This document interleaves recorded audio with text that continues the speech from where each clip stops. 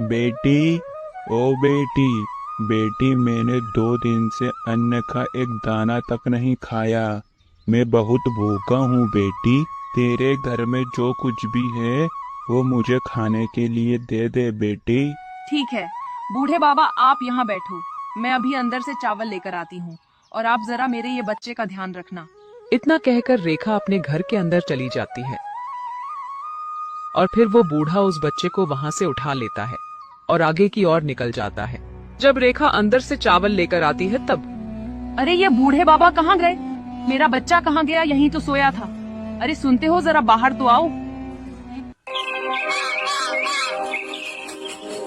अरे क्या हुआ भाग्यवान, आज सुबह सुबह अपने गांव में ये शोर कैसा हो रहा है और सभी गांव के लोग वहां पर क्यों जा रहे हैं?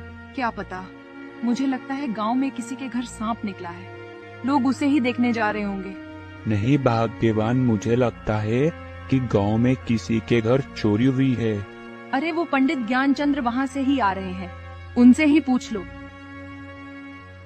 अरे पंडित जी, ये कैसा शोर है? हमारे गांव में डकैती हुई है क्या? अरे नहीं रामू, आज फिर हमारे गांव से एक जंगली जानवर एक बच्चे को पकड़कर ले गया।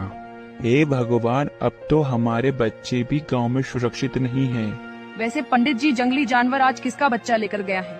अरे वो रेखा, जिसे अभी कुछ महीनों पहले ही संतान प्राप्त हुई थी, उसी बच्चे को आज सुबह सुबह एक जंगली जानवर उठाकर जंगल की ओर ले गया। अरे बाप रे बाप, वो बेचारी रेखा पर क्या बीत रही होगी। रेखा और किशन को बड़े समय बाद एक संतान प्राप्त हुई थी। अब क्या बताऊं, ये जंगली जानवरों ने तो नाक में दम करके रखा है। सुना भाग्यवान, राजू को कहना कि वो घर पर ही रहे, इधर उधर बाहर खेलने ना जाए। पता नहीं जानवरों का ये आतंक कब खत्म होगा। रामपुर गांव में लगभग 6 महीनों से जानवरों का आतंक बना हुआ था। इसी तरह रात होते ही सभी गांव के निवासी अपने घरों में दुबक कर बैठ जाते थे। कोई घर से बाहर नहीं निकलता था। उन सभी के मन में यही बात रहती थी कि ये कौन सा जंगली जानवर कर रहा है।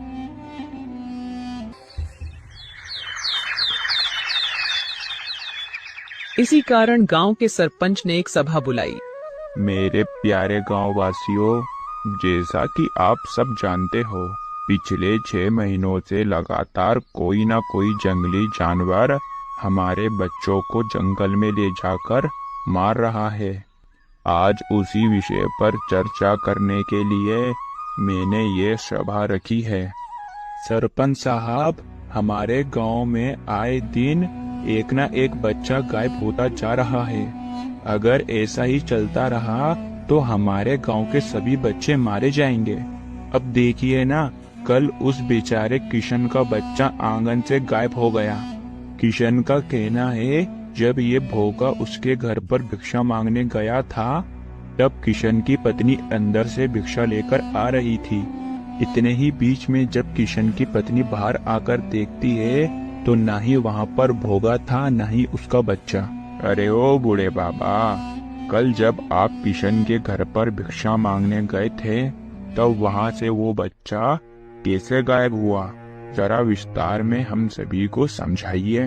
अरे सरपंच साहब, कल मैं जब भिक्षा मांगने गया था, तब जैसे ही वो बेटी घर के अंदर भिक्षा लेने गई, तब अचानक से वहाँ एक भेड़िया आया और उस बच्चे को उठाकर भाग गया।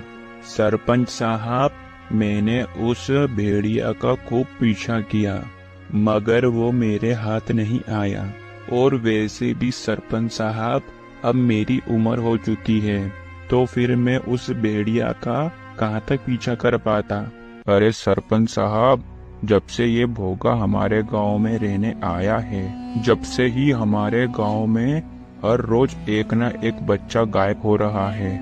मेरे हिसाब से ये पनौती को ही हमारे गांव से बाहर निकाल देना चाहिए। ये हमारे गांव के लिए पनौती है। अरे पंडित ज्ञानचंद्र, तुम एक ब्राह्मण हो और ब्राह्मण होकर तुम्हारे मुंह से यह बात शोभा नहीं देती है। ये पागल भोगा हमारे गांव के शमशान में ही तो रहता है और ये बेचारा हमारे गांव में घूम घूम कर भिक्षा मांगता है। अरे पंडित ज्ञानचंद्र, बच्चे गायब होने से इस पागल भोगा का क्या लेना देना है? मेरे प्यारे गांव वासियों, हमारे गांव में रोज एक न एक बच्चा गायब हो रहा है। इस समस्या को सुलझाने के लिए मैंने एक समाधान ढूंढा है। बताओ सरपंच साहब, वो क्या समाधान है जिससे हमारे गांव के बाकी के बच्चे बच सके? हमारे गांव के कुछ निवासी रात भर जगकर गांव में पहरा देंगे और रात भर जगकर यह पता लगाएंगे कि ये हरकत किस जानवर की है। ठीक है, आज रात को मैं, हरि और पंडित ज्ञानचंद्र रात भर जगकर पहरा देंगे और ये पता लगाएंगे कि ये किस जानवर की हरकत है। अरे रामू, मैं पहरा कैसे दे पाऊंगा? तुम और हरि ही पहरा दे लेना। क्यों, तुम इस गांव के पंडित हो, क्या तुम्हारा इतना भी फर्ज नहीं है जो कि बुरे वक्त में गांव में पहरा नहीं दे सकते हो? तुम कैसे ब्राह्मण हो? अरे पंडित ज्ञानचंद्र, रामू बिल्कुल सही कह रहा है। तुम हमारे गांव के एक ब्राह्मण हो, बल्कि तुम्हें तो सबसे पहले पहरा देना चाहिए। पहरा देकर देखना चाहिए कि हमारे गांव में छोटे छोटे बच्चों का शिकार कौन कर रहा है। सरपंच जी आप छोड़िए, आज रात में मैं, हरि और पंडित ज्ञानचंद्र पहरा दे रहे हैं। ठीक है रामू, अगर तुम तीनों मुझे बता देते हो कि ये हरकत किस जानवर की है तो फिर उपहार के तौर पर मैं तुम्हें कुछ सोने की मोहरें दूंगा। सरपंच साहब, मैं तो अभी भी कह रहा हूँ, मुझे इस भोगा पर ही शक है। ये हमारे गांव के लिए पनौती है, हम इसे आज ही हमारे गांव से बाहर निकाल देते हैं। अरे पंडित ज्ञानचंद्र महाराज, आप तो ये भोगा के पीछे हाथ धोकर पड़ गए। इस बेचारे भोगा से तुम्हारे क्या पिछले जन्म की दुश्मनी है? ये बेचारा तो गांव जा जाकर भिक्षा मांग कर अपना पेट भरता है। भोका एक अजीब सा डरावना बूढ़ा व्यक्ति था जो कि पिछले कुछ महीनों से गांव के शमशान में आकर रहने लगा था। भोका का कोई परिवार नहीं था, वो अकेला ही शमशान में रहता था। भोका का कोई नहीं होने के कारण उसे गांव वालों ने शमशान में साफ सफाई देखने के लिए वही रख लिया था और वो गांव जा जाकर भिक्षा मांगकर अपना पेट भरता था। अरे आज तो एक शिकार भी हाथ नहीं आया, बहुत तेज भूख लग रही है, मगर मुझे लगता है आज मुझे भूखा ही सोना पड़ेगा। चलो कोई बात नहीं, कल एक बड़ा शिकार करूंगा, सब मरेगा, एक एक करके सब मरेगा।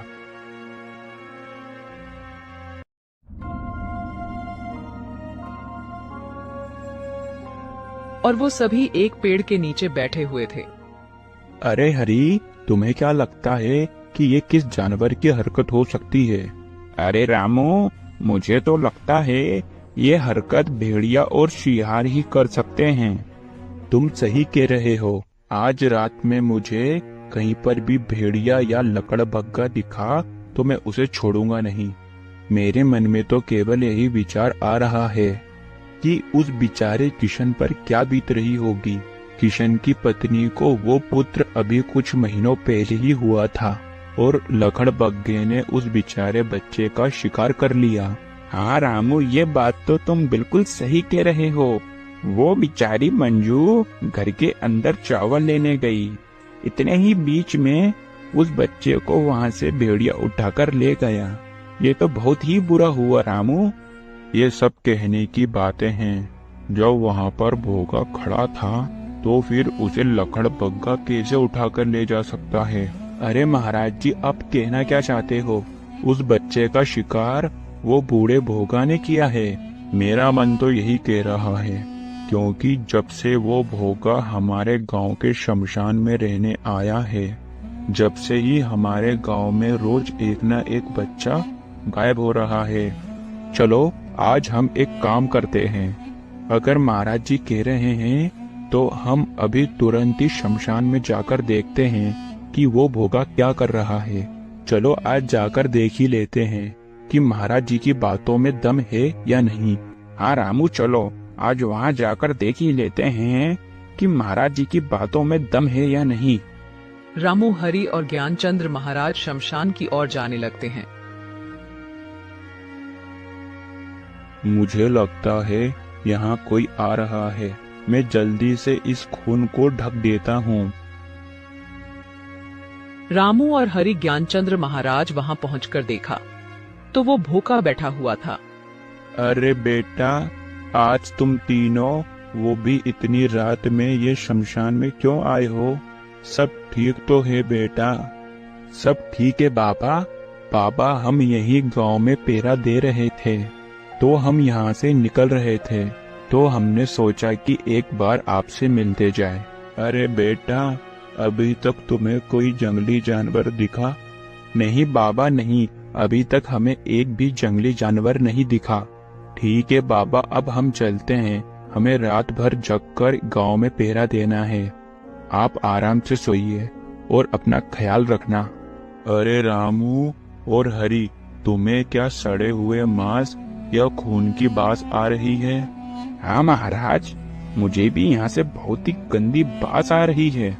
अरे बेटा, ये बास तो मुझे भी आ रही है।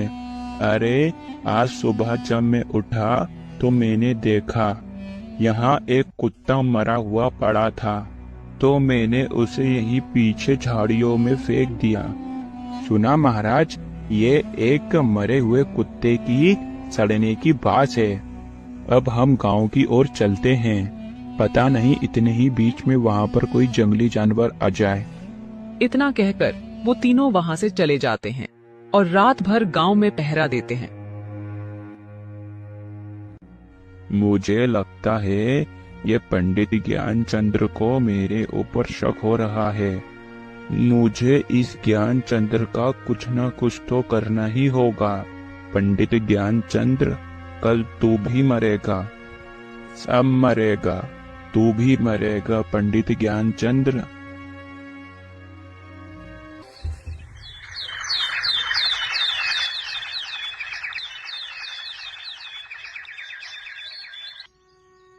अरे भाग्यवान, ओ भाग्यवान, भाग्यवान। आप घर आ गए। आपने रात भर पहरा दिया होगा, आप बहुत थक गए होंगे। एक काम करो, आप जाकर आराम कर लो। ठीक है भाग्यवान, मैं थोड़ा आराम करता हूँ। तुम्हें क्या कोई जंगली जानवर पहरे देते समय दिखाई दिया?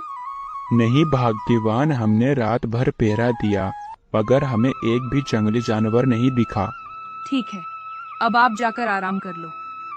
और इधर ज्ञानचंद्र महाराज नदी किनारे बैठकर कुछ सोच रहे थे। मुझे पता नहीं ऐसा क्यों लग रहा है।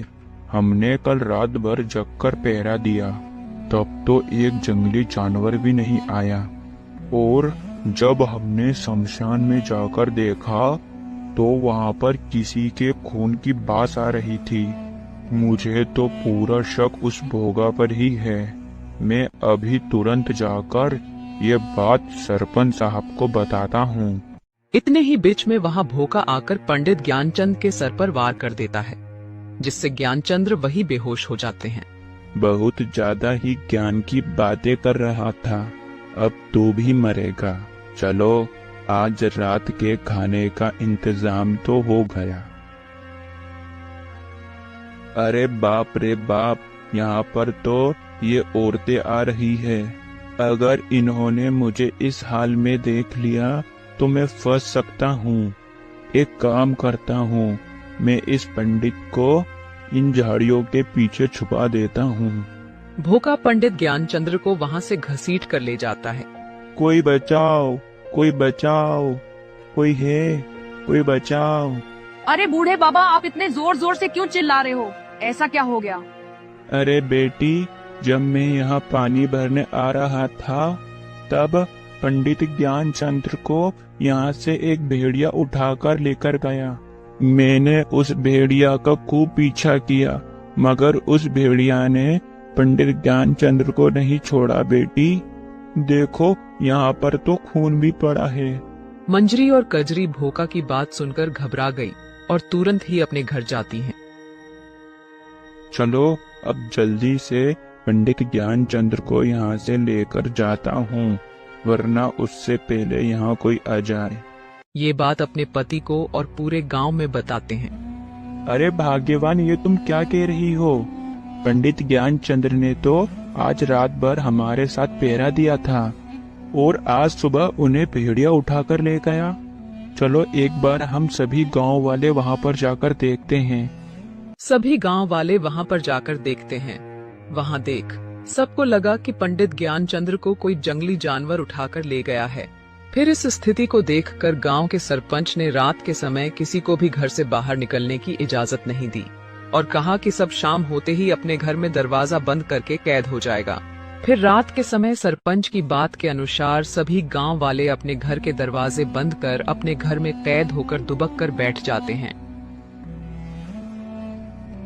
भाग्यवान, ये हमारे गांव को किसकी नजर लग गई है? हमारे गांव में रोज ना रोज एक ना एक मौत तो हो रही है। मुझे तो ये सोचकर ही डर लग रहा है, हमारा और हमारे बच्चे का क्या होगा। अरे राजू बेटा, तू कहाँ जा रहा है? पिताजी, आज मैं उस जानवर को नहीं छोड़ूंगा जो हमारे गांव से हर रोज एक ना एक जान ले रहा है। बेटा, तू पागल हो गया है क्या? वो जानवर है जानवर, तू कहीं नहीं जाएगा। चुपचाप अपने घर में बैठ। कृपा करके पिताजी, आप मुझे आज मत रोकिए। आज मैं उस जानवर को नहीं छोड़ूंगा जो ये हरकत कर रहा है। इतने ही बीच में राजू अपने घर से बाहर जा रहा होता है।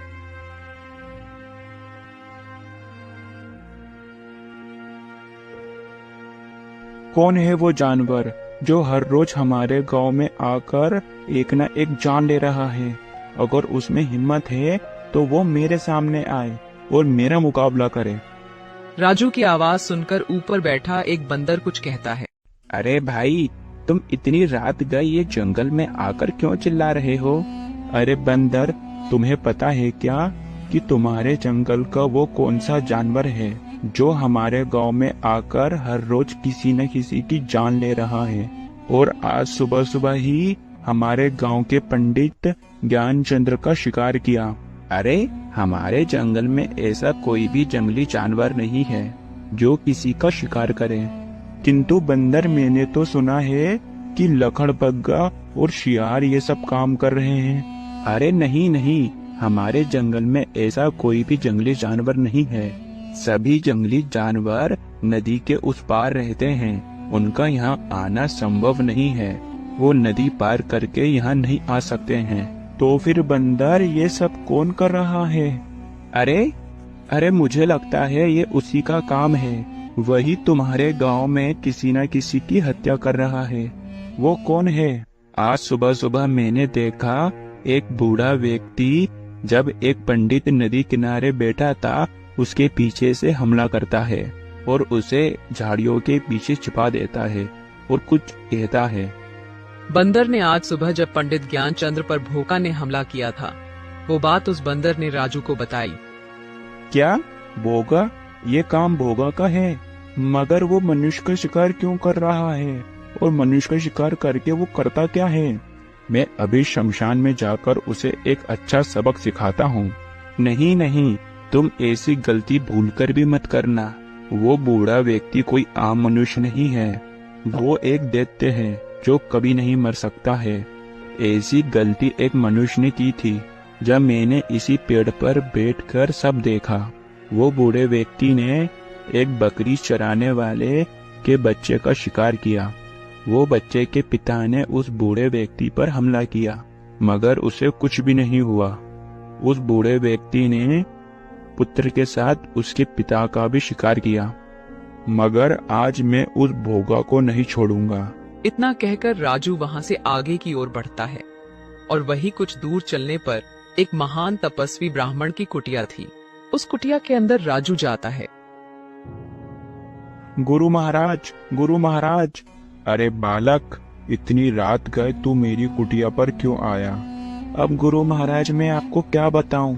पिछले 6 महीनों से लगातार हमारे गांव में किसी न किसी की मौत हो रही है। राजू अपने गांव की सभी समस्याएं जो हो रही थीं, वो सभी समस्या गुरु महाराज को बताता है। बालक, मुझे तेरी बहादुरी पर बड़ा ही गर्व है, जो तू अपने गांव के लिए अपनी जान जोखिम में डाल रहा है। मगर एक बात का ध्यान रहे, वो भोगा एक महाशक्तिशाली दैत्य है, उसे मारना आसान नहीं है। मगर गुरु महाराज, हमें उस भोगा को खत्म करना ही होगा। अगर वो जिंदा रहा तो पता नहीं वो कितने मनुष्यों की हत्या कर देगा। भोगा एक शक्तिशाली दैत्य है, उसे मारने का केवल एक ही उपाय है।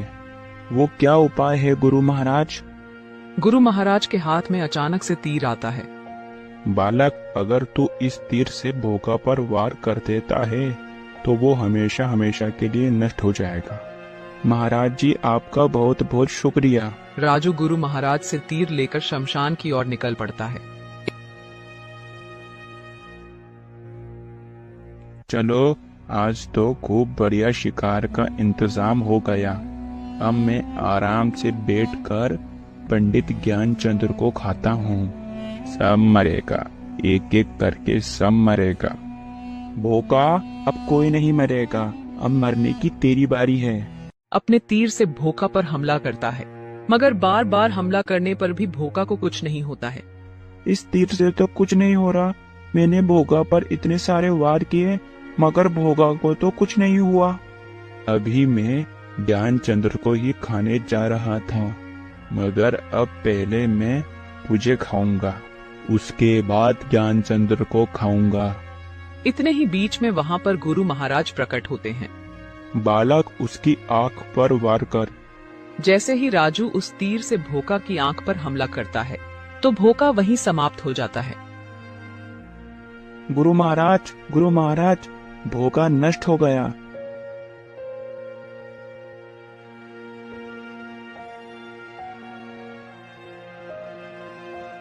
राजू उस पोटली से पंडित ज्ञानचंद्र को बाहर निकालता है।